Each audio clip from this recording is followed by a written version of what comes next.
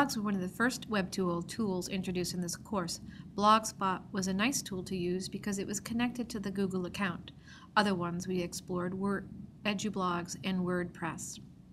We also used Google Reader and Diigo to organize our bookmarks and our comments on the different blogs we were posting in.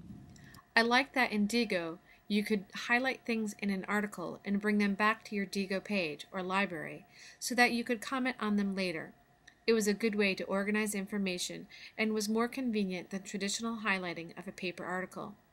Having articles and web pages or blogs highlighted and annotated in Diigo made it easier to then go back to my own blog and comment on the articles we read in class.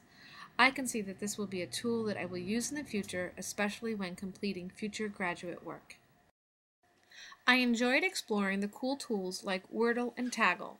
It was fun to put the text in and see the visual representation. I'm not sure how these tools would be used in my classroom other than for extra credit. One of the tools that I did find useful was WordSift. Taking and copying and pasting text into the tool allowed you to highlight words and then use the visual thesaurus to look up synonyms, antonyms, and definitions. This is a powerful visual tool that students with learning disabilities could benefit from.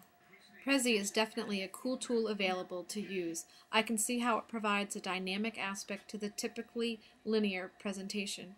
In a world where students are constantly looking for entertainment and the bells and whistles that they are used to in their digital environments, this makes a boring presentation more engaging for them. For a person who thinks linearly or is not used to working in a highly visual setting, this tool would be difficult to manage.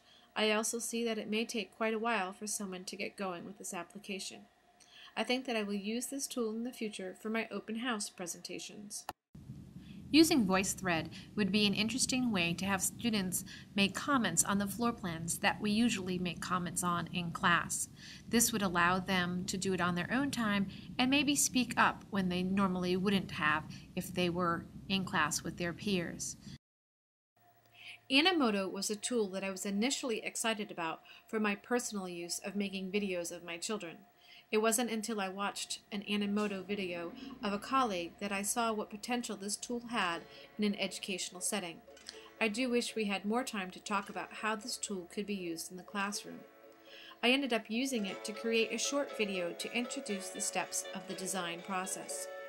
I have written to be granted teacher access so that I can make longer videos and plan to use it for an introduction to architectural elements.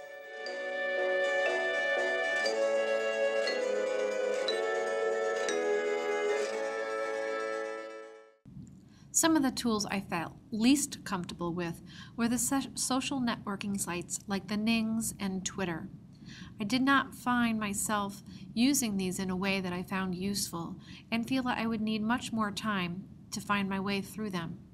At the MassCUE conference, I did find it interesting to follow along on Twitter to see what people were saying during different sessions.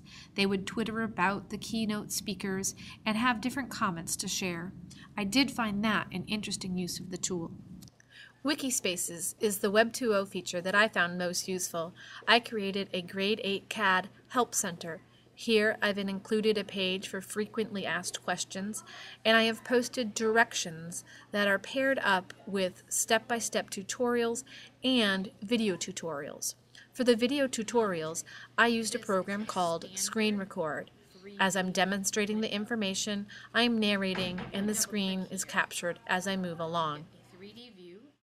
Moodle is a free and open-source e-learning software platform, also known as a course management system. It is designed to help educators create online courses with opportunities for rich interaction. Students in the Sharon Public Schools can log in and access teacher content using a username and password that is the same as their school ID. This eliminates the need for students to sign up for different Web 2.0 sites. It contains wikis, blogs, forum discussions, journal space, and the ability for the teacher to post assignments and students to pass work in. It has many learning management tools that make it an attractive learning product for me to use. I am able to grade their work online, and the site contains a gradebook to keep track of these records.